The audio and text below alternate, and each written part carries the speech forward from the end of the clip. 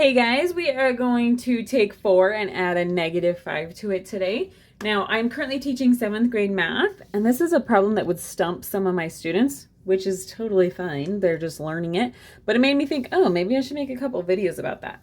So when I give this problem out, I might get incorrect answers like 9 or -9, which is totally understandable how you might think that was the answer. But let's go ahead and look at what the real answer is. Now, the strategy I'm using today is one that I like to use. If you like it, I'll link a video in the corner for you where I go a lot more in depth on this strategy. All right, but let's go ahead and solve this. So the first question I ask myself when I'm solving problems like this is, do I have any signs right next to each other? And what I mean by that is, see, I have this plus, minus, or plus a negative. That's what I'm talking about. So whenever I have two right next to each other like that, I like to get it down to one sign because my brain doesn't love both of those signs there.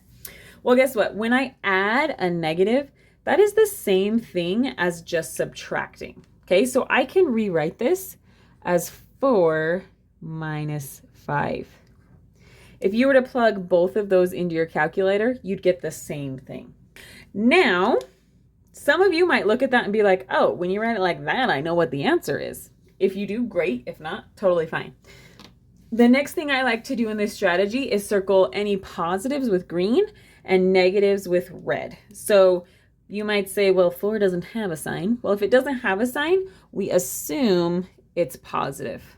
So I have 4 positives and 5 negatives. Then I go ahead and draw these out. So 4 positives and 5 negatives. All right, then a positive and a negative cancel each other out. So guess what?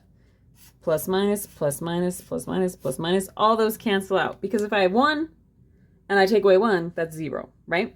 So what am I left with? I'm just left with 1 minus, 1 negative, or -1.